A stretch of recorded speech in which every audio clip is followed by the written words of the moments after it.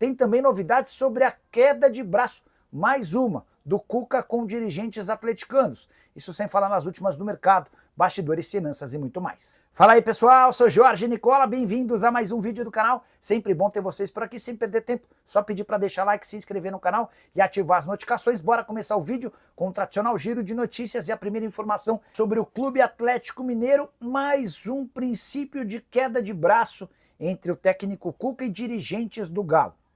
O primeiro deles foi o Pochettino, havia contado para vocês algumas semanas atrás do interesse do Cuca na contratação do meio-campista argentino do Fortaleza.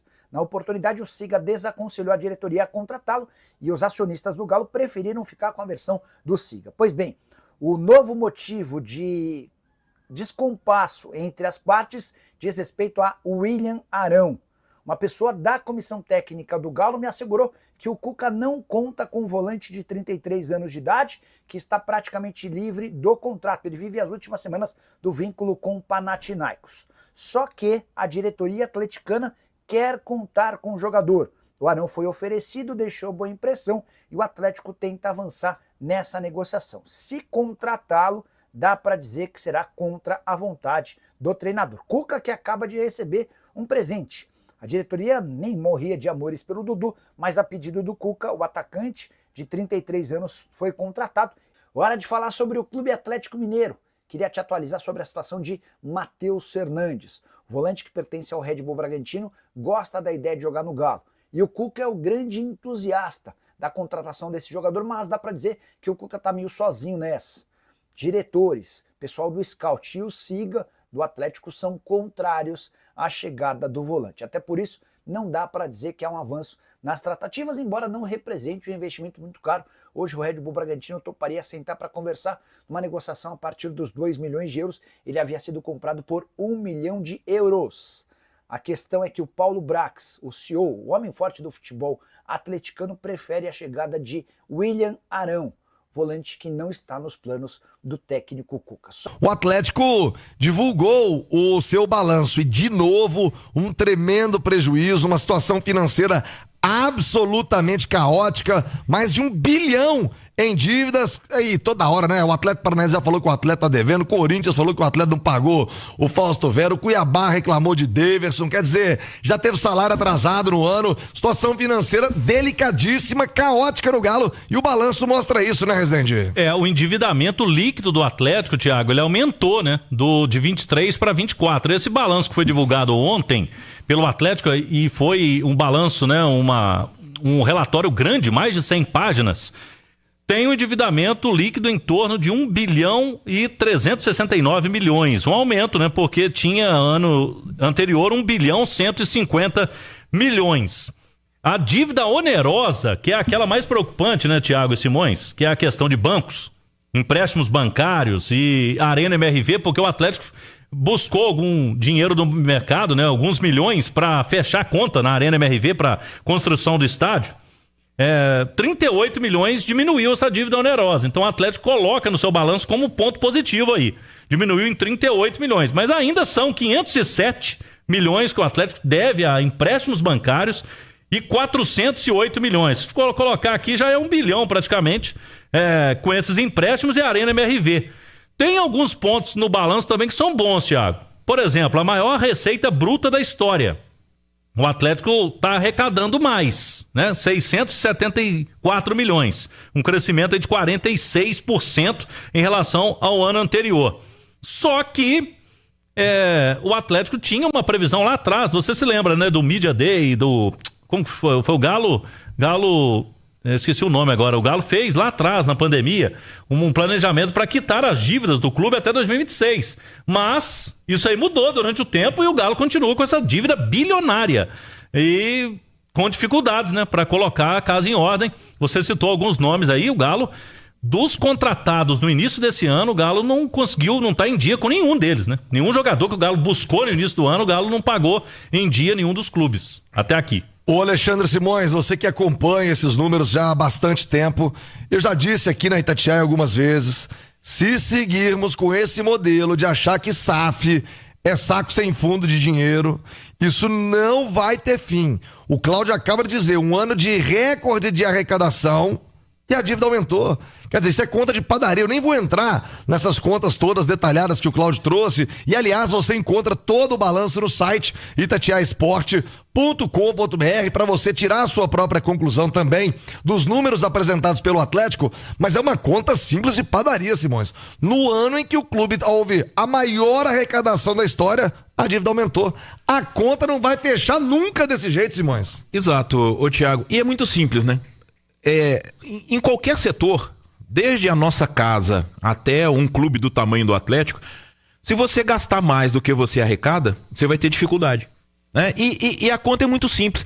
O futebol está inflacionado, tá? Eu cheguei a ter uma esperança quando o Paulo Brax, que é CSO do Atlético, deu uma entrevista, acho que foi na apresentação dele, dizendo que o futebol está vivendo momentos de... Eu cheguei a ter uma esperança de que o Atlético fosse partir pro projeto de colocar os pés no chão. Só que a gente tá vendo que não colocou, né? Acho que a própria contratação do Dudu mostra muito disso. É uma grande prova disso, né? Os valores pagos a jogadores como Rony, como Júnior Santos, né? Quer dizer, é o mercado. Ok, é o mercado. Mas, enquanto o Atlético não tiver uma comunicação firme e forte de dentro para fora com o seu torcedor sobre a realidade financeira do clube, essa situação não vai se alterar.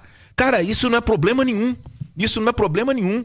Eu sou pai de 2 filhos e em determinados momentos da minha vida eu tive que falar, olha, nós vamos ter que segurar os gastos, tá? Porque a conta não tá fechando. E é isso. É chegar pro torcedor, sabe? E eu tô dizendo pro torcedor, e aí daqui a pouco estão me chamando de amansado no chat aqui, e isso pra mim é um prazer, porque é um assunto muito simples. Pro torcedor real, pro torcedor de verdade, pro torcedor que cantou o hino do Galo quando o time caiu pra Série B, pro torcedor que bateu o recorde de público quando o clube foi campeão da Série B no ano seguinte, chegar e falar pro torcedor, nós estamos precisando da ajuda da torcida para recuperar o Atlético e daqui 5, 6, 7 anos poder fazer o Atlético brigar por todos os títulos e usar da Arena MRV, que é um grande ativo.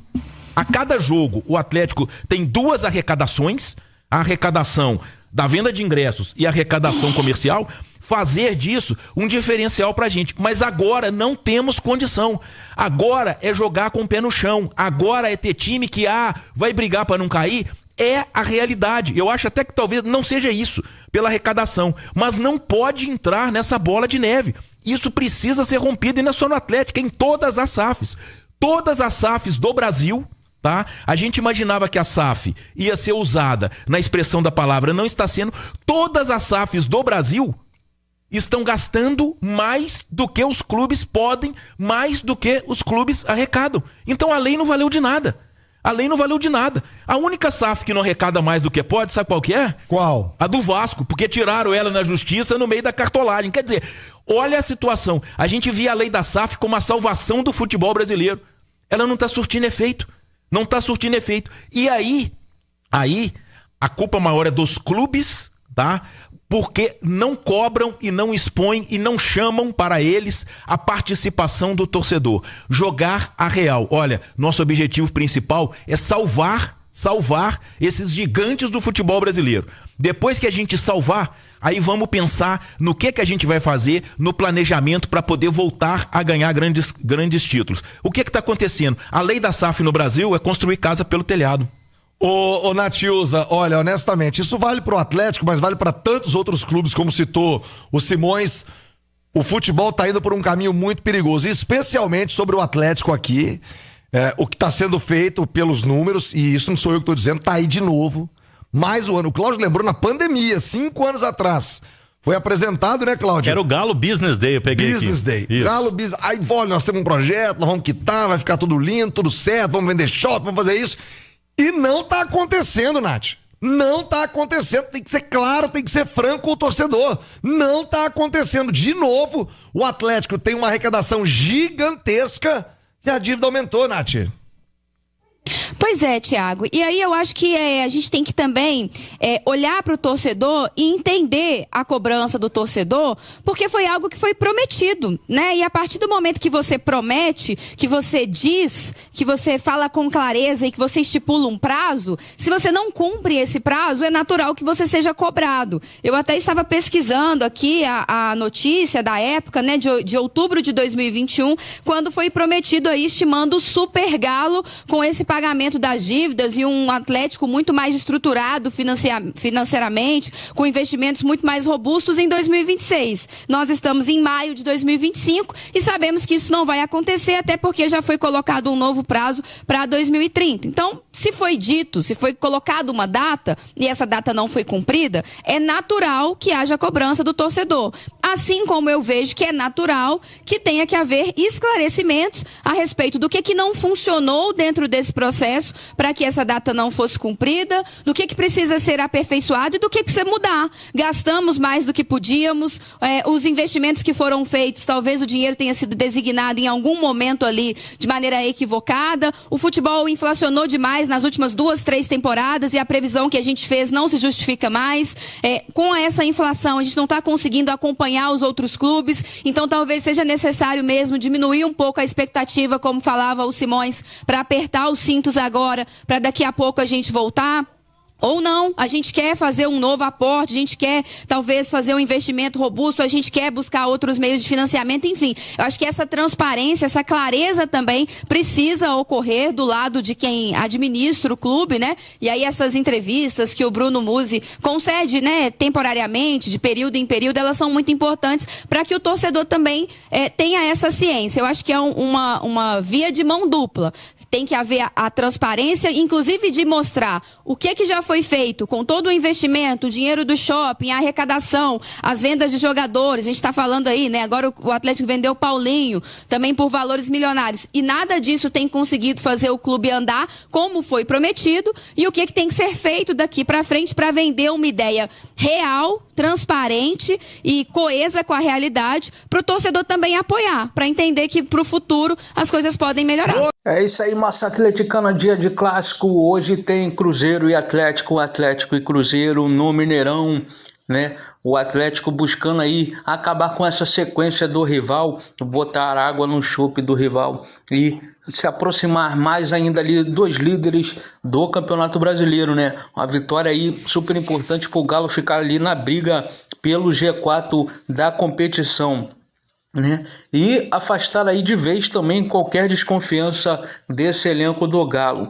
né? O momento do Galo no Campeonato Brasileiro é até bom pelos últimos jogos que são positivos, né? Com resultados positivos, mas a desconfiança, né, do elenco, do trabalho que vinha sendo feito é um pouco temerosa, mas acredito que o Cuca é um técnico excelente para poder fazer essa coisa virar e o Galo se aproximar mais ainda ali dos líderes da competição e brigar pelo título e também pela vaga na próxima Libertadores da América. Deixa a sua opinião nos comentários, não esquece de deixar like, se inscrever no canal e ativar o sininho de notificações.